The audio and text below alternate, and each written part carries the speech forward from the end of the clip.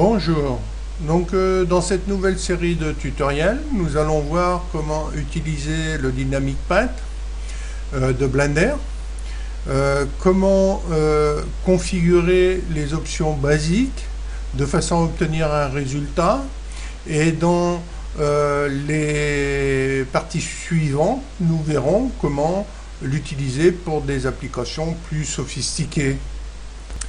Bon, que faut-il pour faire de la peinture avec le Dynamic Paint de Blender?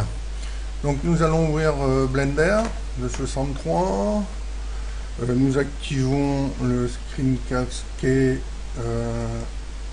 et voilà, comme ça nous verrons sur quelle touche on appuie. D'accord, voilà. Nous supprimons le cube par défaut, delete, voilà. Nous ajoutons un plan que nous allons scaler, voilà. Donc ce plan lui recevra la peinture. Nous ajoutons un autre mesh, une UV sphère, voilà. Donc nous le smoothons un peu et nous passons en vue caméra, voilà. Donc maintenant on va poursuivre. Donc il faut que cette sphère là, on va réduire un peu sa taille. Bon, c'est elle qui va peindre la surface, hein. Donc on la met en dehors. Et il faut qu'elle soit en contact avec le plan, plus ou moins, hein, comme vous voulez.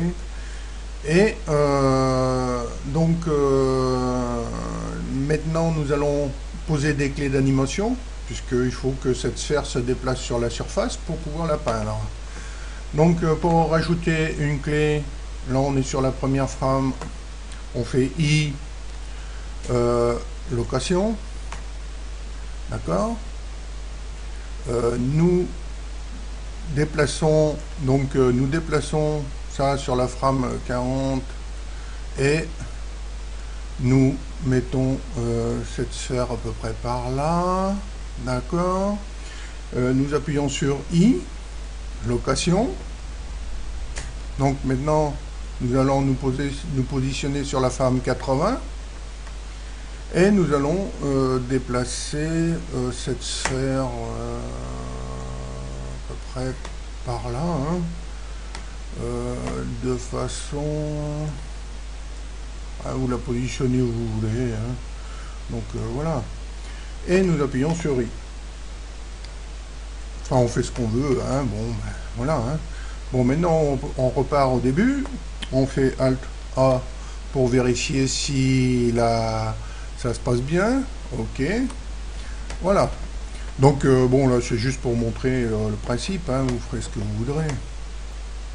Bon, on pourrait faire des animations beaucoup plus sophistiquées, hein. Donc, ce qu'on va faire là, c'est qu'on va réduire quand même un peu le plan, hein, parce que on n'a pas besoin qu'il soit en fait si grand. Voilà. Ensuite, donc maintenant nous allons passer en mode Edit, subdiviser ce plan un certain nombre de fois, de façon à ce que il y ait suffisamment de subdivision. Voilà.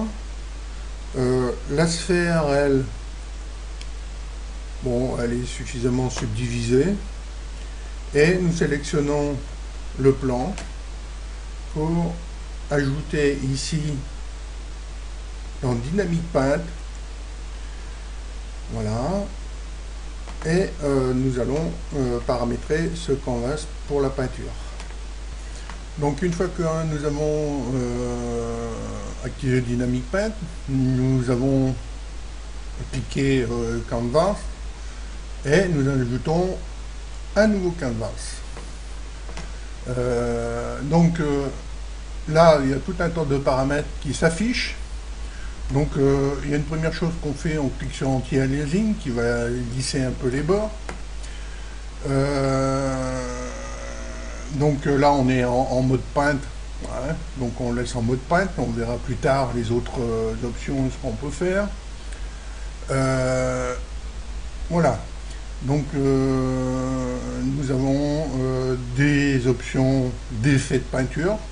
Donc on laisse comme ça aussi, on verra après pour ces options. Et maintenant on va sélectionner la sphère. On est toujours dans Dynamic Paint. On ajoute encore un Dynamic Paint, mais là on clique sur Brush, puisque là c'est le pinceau. On ajoute une nouvelle brush. Et là par défaut, bon, on peut cliquer sur l'utilisation du matériel, mais là on va laisser cette couleur là qui va convenir. On peut la changer évidemment.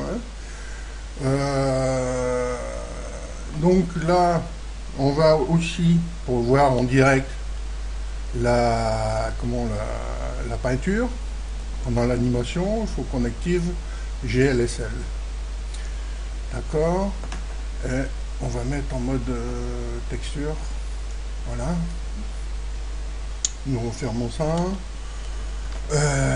Donc là, nous appuyons sur Alt A. Vous voyez la peinture. D'accord. Bon, on va essayer d'améliorer un peu la qualité, puisque là on voit qu'il y a des petits problèmes de résolution sur les bords. Donc on sélectionne le canvas et on va passer en mode Edit. Et on va subdiviser encore une fois.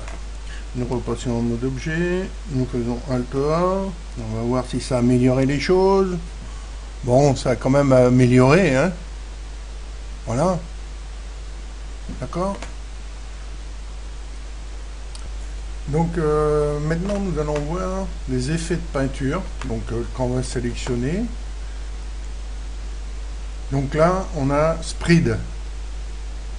On active Spread.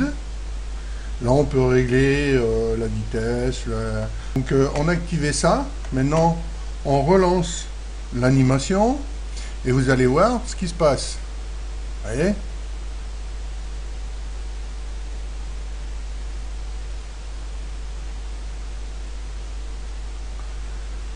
Donc si on réduit cette vitesse, ben, on va diminuer l'effet d'expansion. Ça, maintenant on décoche, on va cocher Shrink, c'est l'effet inverse. Et on coche Just Shrink. Et on fait Alt A. Et vous voyez l'effet inverse.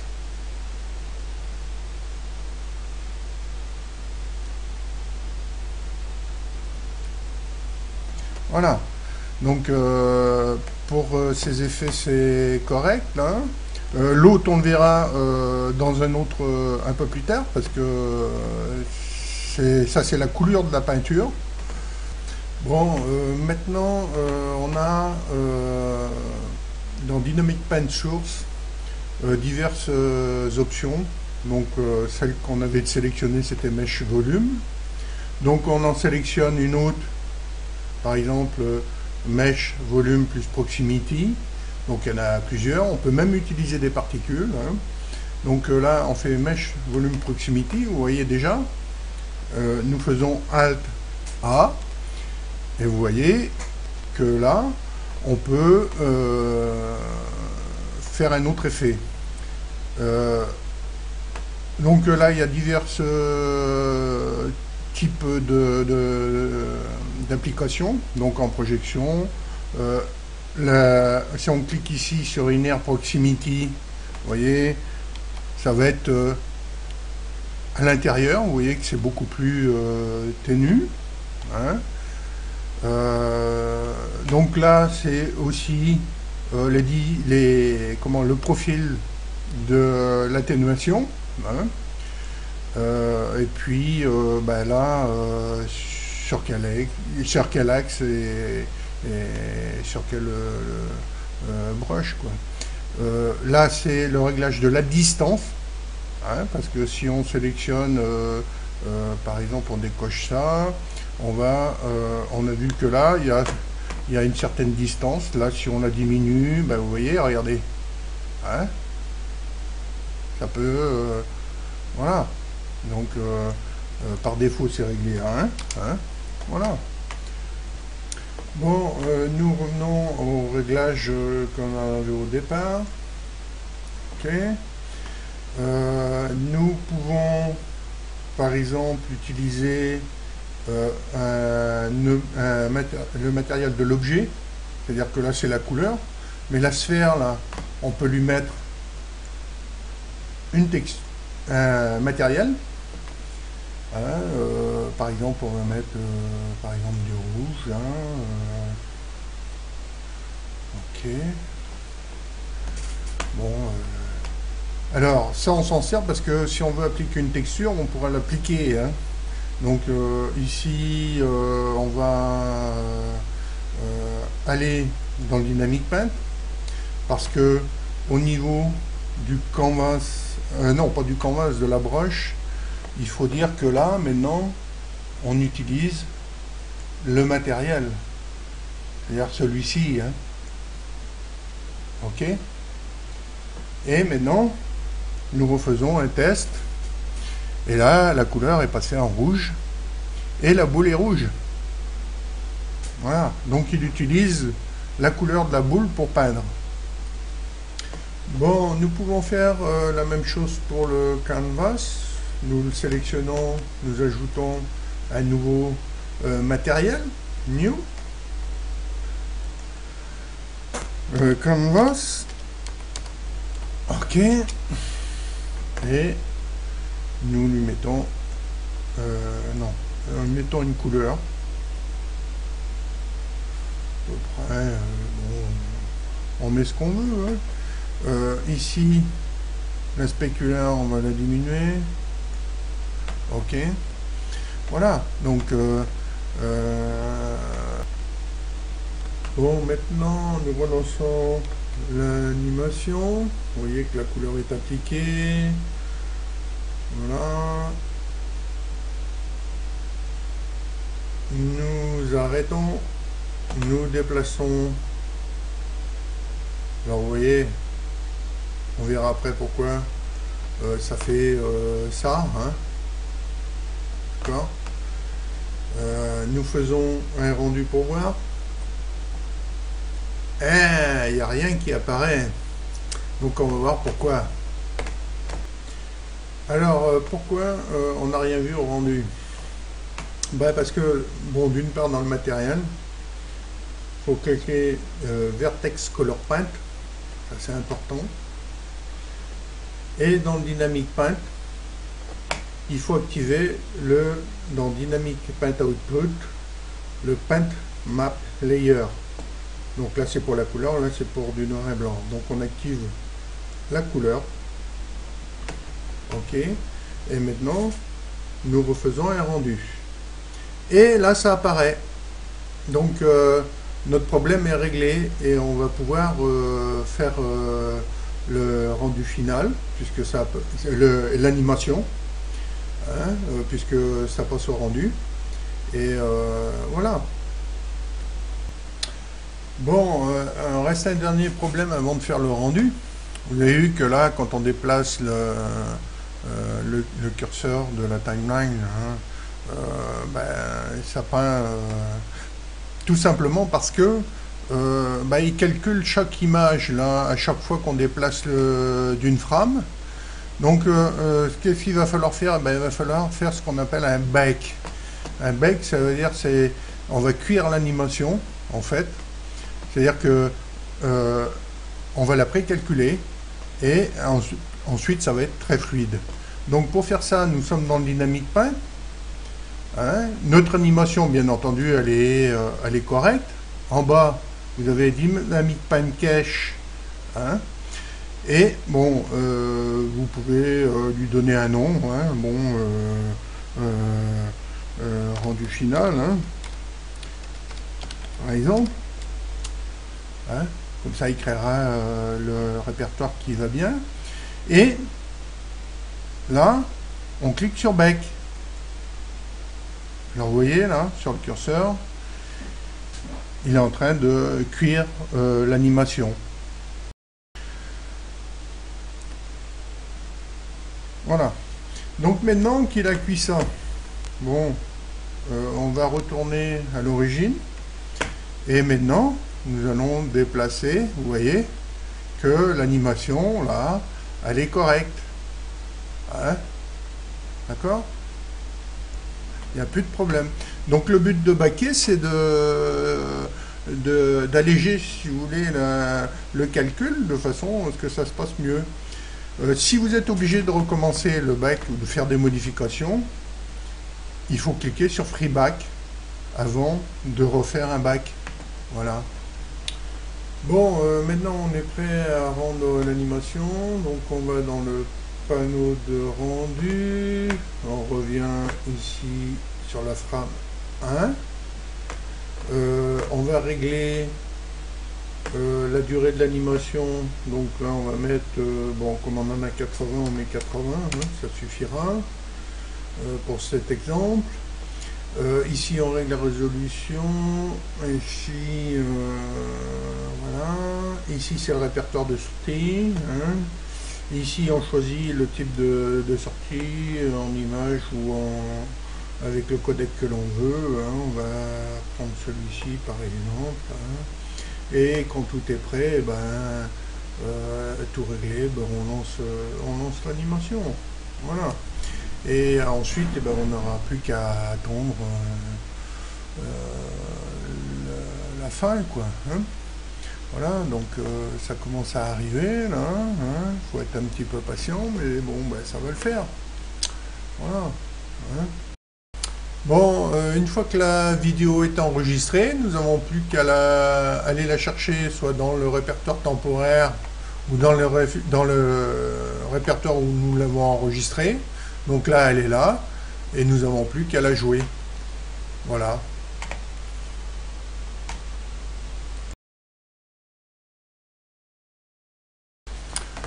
Bon, ben, pour le côté artistique, c'est dans vos mains. Hein. Là, c'est juste pour montrer la technique. Donc, il y a deux choses qu'il ne faut pas oublier. Hein. C'est que, bon, d'une part, il faut activer le Paint Map Player dans Dynamic Output pour que la couleur puisse s'afficher. Et si vous avez mis un matériel au niveau du canvas, là, bah, il ne faut pas oublier de cocher Vertex Paint Color.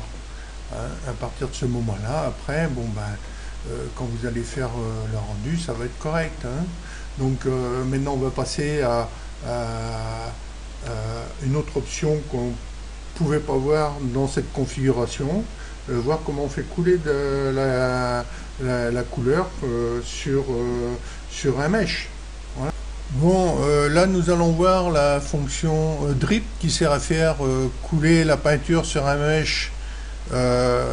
Donc nous avons mis une Suzanne, puis une sphère qui va venir peindre la face de la Suzanne, et la peinture va couler. Donc nous avons posé aussi deux clés pour que cette sphère se déplace dans ce sens-là. Et maintenant on va paramétrer la Suzanne qui est le canvas et la sphère qui va être le pinceau. Donc là nous allons sélectionner la Suzanne. Nous allons dans le Dynamic Paint. Nous ajoutons un Dynamic Paint Canvas. Nous ajoutons un canvas. Nous cliquons sur Anti-Aliasing.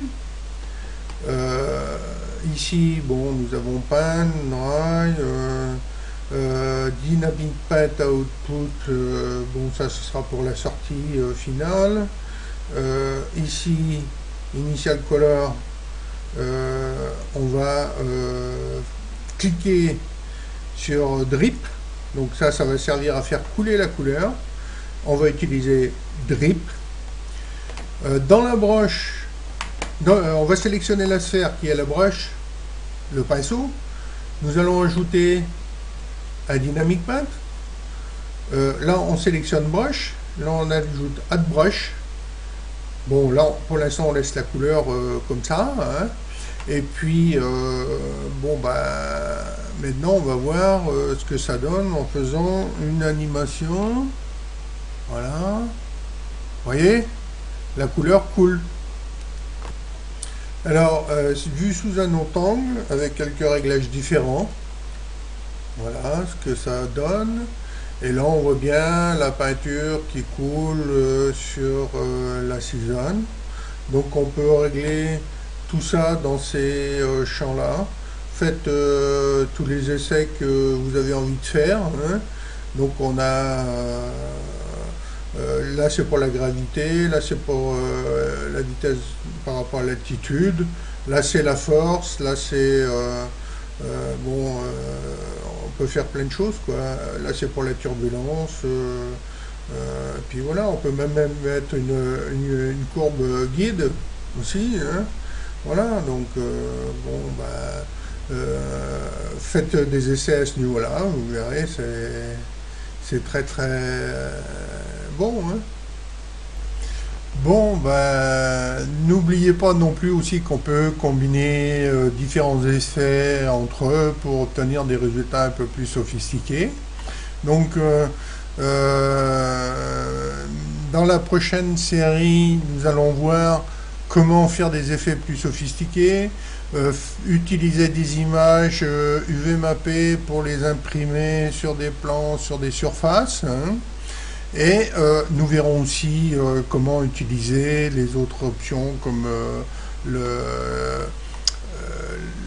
WAV, le Displace et tout ça, de façon à faire des effets qui sont... Là, c'est plus de la peinture, hein, c'est autre chose, mais bon, ça, c'est très très intéressant aussi. Et bon, ben, merci d'avoir visionné cette première partie. Et à bientôt pour la deuxième partie de ce tutoriel.